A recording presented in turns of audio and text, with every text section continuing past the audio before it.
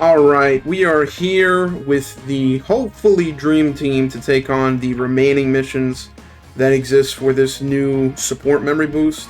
I already did most of the missions. What remains now is to clear this within 7 turns, clear this without using a support item, and clear this using 3 Earthling category units, which, you know, it sounds pretty easy, but the problem is the Vegeta family units are the ones that be taking the hits here, not the Earthlings. So I'm gonna try with a double Ginyu lead. We more than likely are going to have to pop an item, and I did bring the souped up Bulma support memory.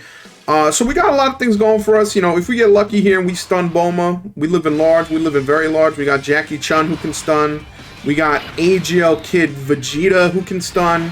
You know, so we got a lot of options. You know what I'm saying? Like, we got a real opportunity here to not fumble the bag, and if we fumble it, we got no one to blame but ourselves. I'm actually going to go ahead and rotate Tien off. He's not bad, but this Jackie Chun, the Easy 8 Jackie Chun, actually benefits a lot from doing super attacks, so it's better to just keep him on rotation. Same thing goes for this Kid Vegeta. The more supers, the more better. Nice. Very nice stun. Yeah, so for this event, I'd say Bulma's pretty easy. I haven't died on the Bulma stage yet. The Vegeta stage, Vegeta be putting up numbers. I ain't gonna lie to you. That in Vegeta is strong. He's very, very bullying, very mean, very piece of garbage. And I did die. I actually died when doing this the first time with the Vegeta squad. I didn't realize like how hard that Vegeta hit. And I actually died with AGL LR Trunks, and that hurt for a lot of reasons. It hurt because it was literally his own father attacking him and destroying him. That's bullying on the highest degree.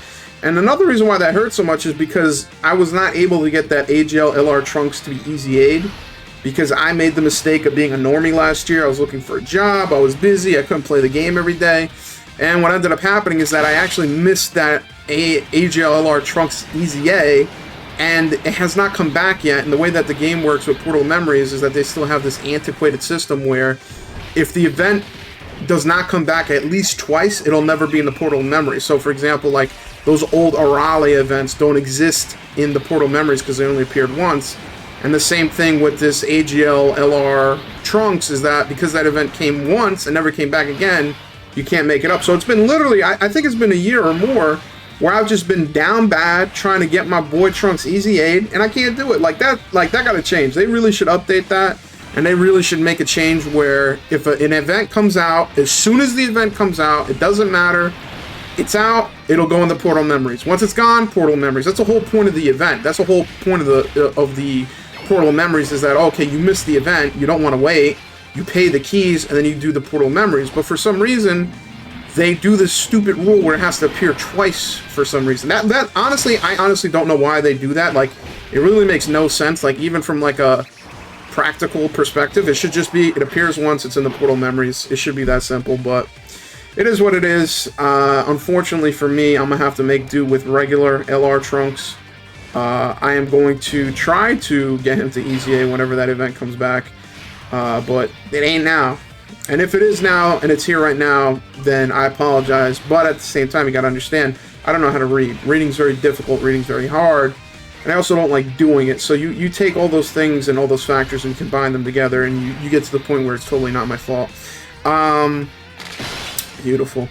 And I don't think we had the Bulma support memory pop at all. Maybe it'll pop next turn, because I think it's still got that annoying thing where, like, no matter what turn 4, it has to pop. Let's see, is it gonna pop right now? I hope not. Nice, okay. Okay, so what we can do here is we can keep the Vegeta, right? Because even though this guy can block, I don't know if it's high chance or you just block, the Vegeta is still gonna block well. And what's his defense? 70k only. Okay. So I'm going to pop a Whis because I feel like this Vegeta is going to super. And if he supers the Vegeta right now, it's probably going to do a babillion damage. And if he supers the Ginyu, it's probably going to do like 200k plus.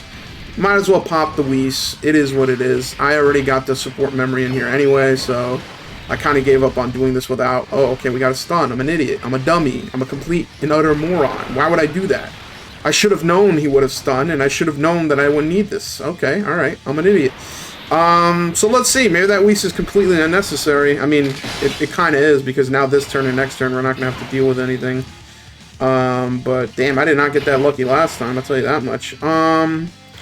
Believe it or not, you want to keep the LRTN on and rotate the Krillin off, because Krillin's defense is like 90k, whereas TN can get it up to close to 200k. So you want to just get rid of the Krillin, because I see TN taking less hits from normals. From a super, maybe Krillin can take less, but I don't know. It's kind of potato. I'd rather just rotate the Krillin off and keep TN. Look at that, bro. Look at that swagger, bro. Look at that power right there. All because Chaozu decided to be a jihadist and kill himself. Tien got upset, angry, and started... Look at that. I like his 12-key super, too. And it also lowers attack. I don't know if you can lower this guy's attack, but it looks cool. Oh, you can lower attack. Oh, that's a W, boy. Oof. Oh, my boy Tien out here doing ultra instinct levels of supers. But yeah, I think this event is actually pretty cool. I like the fact that they added something where it's kind of giving a little bit more of an oomph and longevity to older support memories. Like the Bulma one is actually better now. It works for Earthlings as well as works for... let me see, what's my defense with this guy? 100k. You know what I'm at? Does this guy always block, or is it a high chance to block? Attack and invisible is one of them. Take the getting. For all allies, high chance of guarding all attacks when there is another World Tournament category ally attacking the same. Oh. Ooh.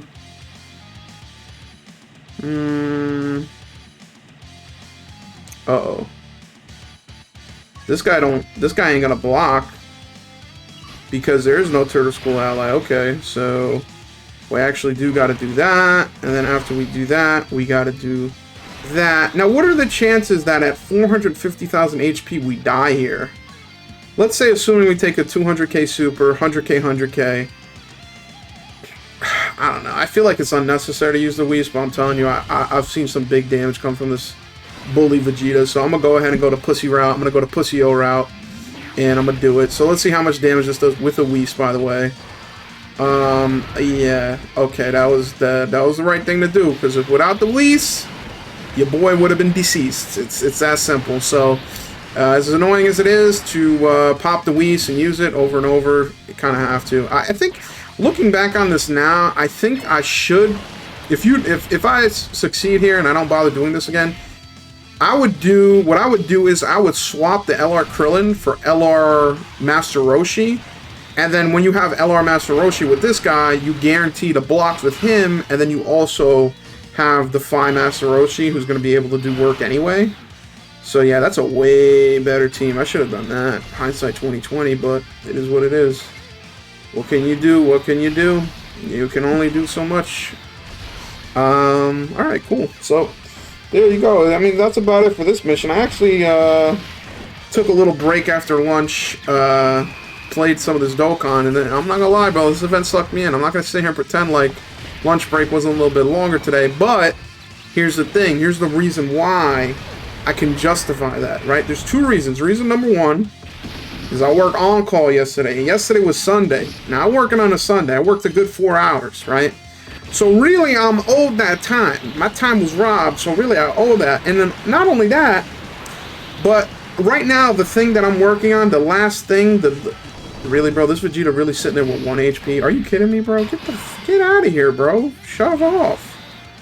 This dude really out here with 1 HP. What a piece of garbage, bro. Yeah. We ain't gonna die, but just the fact that this guy really, like, made it to get to this point is disgusting and disrespectful. Bro really made me get a Dokkan. That's nasty. But yeah, the workout I'm working on right now for work, that I'm working on, is pretty much done. Basically, the only thing I have left is to write the unit tests. And if you work a developer job, you'll know that usually when you get to unit tests, you already have all the business logic done. Everything's pretty much done and dusted. You just now need to add the tests to make sure your stuff works. I mean, it definitely works 100%. There's no way it can't work. But it's just a fact of the matter being that you actually have to add the unit tests. And I don't know, like, I don't know if it's just me, but every job I've had except for my first job has no notion of a QA department or a QA guy. Like, sometimes companies will have, like, developers or programmers or software engineers that do just the business logic and the core logic changes. And then the other stuff, that's for, like, the QA guy. Like, a QA guy will come in, because that's what my first job, that was pretty much me. I pretty much was the guy who did all the testing stuff, using any support items. Okay, support memory is a support item, right? I think so. I think that is the case. I basically was the guy where, like, you would do the work, you would make the business logic changes, whatever the case may be, yada yada, yidi. And then what would end up happening is that I would come in, I would do the remainder of work, and from that remainder of work, it usually wasn't that long. Like, it was pretty straightforward, where you basically would just choose like what task to work on first. Like, say if there was 3 or 4 stories, you would basically work on whatever was the most important, and you would add unit tests to it or integration tests. It kind of makes sense, especially from an integration test perspective, because the shit takes so much time and it's so annoying that, I don't know, I personally believe that it's perfectly fine to have that much. I might actually take off this LR Vegeta and put Tarble. Tarble's actually pretty good from a support unit perspective. And you know what? Because this is for the culture, because this is for the big old W, this is for the W of all W's, I actually will pay the price and get this guy to SA20, because I got him to SA11. Again, I'd be lying to myself saying I'm gonna farm his super attack. Ain't no way I'm farming his super attack unless I use Kai, so let's do that. Let's go ahead and get this guy to max level. Let's get this guy to max SA, and we'll take it from there. So yeah, so for my first job, there was like a QA notion, and the only reason I even mention this is because I'm a lazy piece of shit, and I would love it if right now, if there was a QA guy or someone to do the unit test for me. But it doesn't exist. It's not possible. It just ain't happening. And even at my first job, eventually what ended up happening is that I started moving towards like more development tasks. And once everyone on the team was a developer, what we would do is, like, say I'm working on like stories 1, 2, 3, someone else would work on stories like 4, 5, 6, and what I would do is for stories 1, 2, 3, I would do the business logic changes. And then for 4, 5, 6, I would do the unit test. And then for my tasks, someone else would do the unit test. Or not the unit test. I think it was usually like integration tests. We would basically like do each other's integration tests or do each other's unit tests. I think when you develop, you do the unit test no matter what. And then for the integration test, that's when you get someone else to do it, which was fine. I think it was a pretty good way of doing things because it basically made you more familiar with what other people were doing. And I think integration tests, for anyone who doesn't know, integration tests are basically actually testing your logical changes and integrating with other pieces of the code. So say if you have a REST controller API, you know, you could test the controller by itself. You could then go ahead and test the in-between monitoring logic, or you can test the in-between business logic, and then you could also test the repository logic. And then what an integration test would do is you would do one of 2 different type of integration tests. One is, you know, kind of like a mock integration test where you use Docker or some type of thing to set up the server, and you would basically send a request to the controller. The controller would then go to some mock or test database. It would do the whole thing. It's basically testing all the different pieces of that service. And then another thing that we did, I did it at Amazon, and I also did it at my current job, or actually my first job, not so much, well, yeah, at my current job too, where what you would do is basically, it would be literally your, let me see, I kind of want to keep this guy on rotation, because doesn't this guy sense super attacks, right? Doesn't he have a scouter skill built in? A high chance of foreseeing enemy super attack when there's an extreme class enemy and all allies attack defense. Oh, okay, yeah. So if there's an extreme class ally enemy, I think Vegeta's extreme. Well, we'll find out in a moment. We'll see. So for right now, this guy's basically useless. He's doing nothing for the scouter, but we'll see in a moment. We'll see if my boy can come through and actually put in some work here. But yeah, at Amazon and my first company, you would basically also do actual deployment tests where like the service isn't sandbox, it's using some AWS resources or it's using some server resources. It's deployed as if it's production, and you're actually testing it out and seeing it and looking at it. It's funny because, you know, it's been like 3 years, going on 4 years where I've been away from my first company, and I still think about it like lovingly. Like I've never, like I'm gonna be honest with you, I liked Amazon's technology. It was very cool. Work environment was trash. But the, you know, the technology environment was pretty cool. And I still think my first job had better like tools, better internal tools. Actually, one of the persons who worked at my first company moved to Amazon in their integration or infrastructure team specifically for building tools, which I think it'll be good for him because one, is good experience. Two, he's probably getting a fat check. And three is that, he's actually good at his job. Like he'll probably do a lot of things that'll be helpful for the company. But yeah, my first company was a shit, bro. Best developers I worked with, best managers I worked with, best teams I worked with, best culture I was a part of. Like, fuck, man, that first company was so good. The only problem is the money was shit. The money was not it. The money was not moneying right. So unfortunately, if the money ain't right, if the money ain't right, the bills ain't right. If the bills ain't right, then you ain't right. And you gotta go. It is what it is, unfortunately. I literally just talked to my dad over the weekend. He lives far away and he came to visit. And this dude was just telling me like, yo, we down bad, we brokies, bro. We need a house, we need more money, we need this. Well, my dad actually, like, my dad is like on some like if your parents an immigrant, they usually tell you shit that ain't true, but they think is true. Like my dad was trying to tell me to quit my job, become a professor. He's like, if you become a professor at a university, you'll get paid like $200K. They give you money.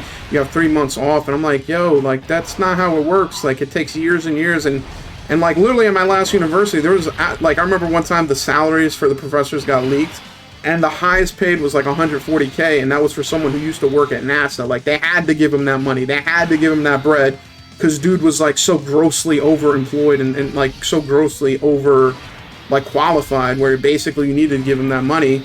And I ain't work at NASA. You know, I worked at some companies. I have some good experience, but you know, I'm not going to get that much money. I don't even have a master's degree right now. But you know, you tell that to your parents are like, no. I know a guy who knows a guy who knows a guy. He got in, he did this, he did that. So he was telling me my job ain't shit, my pay ain't shit, the money ain't shit. And then after all of that, after all the draining, after all the fucking headache, he's like, you know what? You know what else? You and me, we need to pay off some debt, like some debt from a long time ago, where this motherfucker took out a loan or some shit. And he's like a personal loan from somebody. He's like, listen, you know, you gotta pay. You know what I mean? If we put in $100 a week, you know, we each do that. And when he says we each do that, he means just me, because motherfucker broke, living paycheck to paycheck.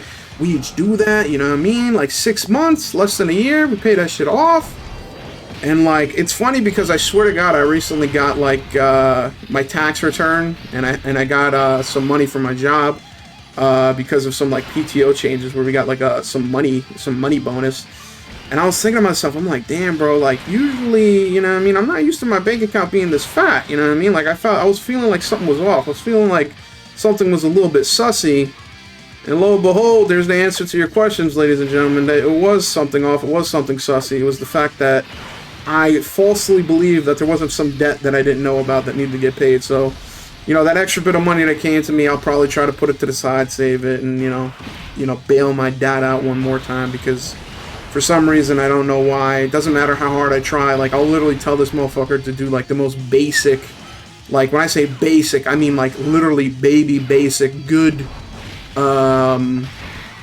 financial practices, where it's like, hey, if you have debt on this credit card, why don't you actually, like, go get another credit card, do a balance transfer. After you do that balance transfer, you basically be able to, you know, avoid paying this interest. And by avoiding paying this interest, you're going to save money, and you could do this, that, and the third, da-da-da-da-da. But it's like in one ear, out the other. Like, I literally paid, like, as soon as I got out of college, and I didn't even really have the money, because, you know, if you know how jobs work, you have to work for, like, a year or two before you actually have some type of savings.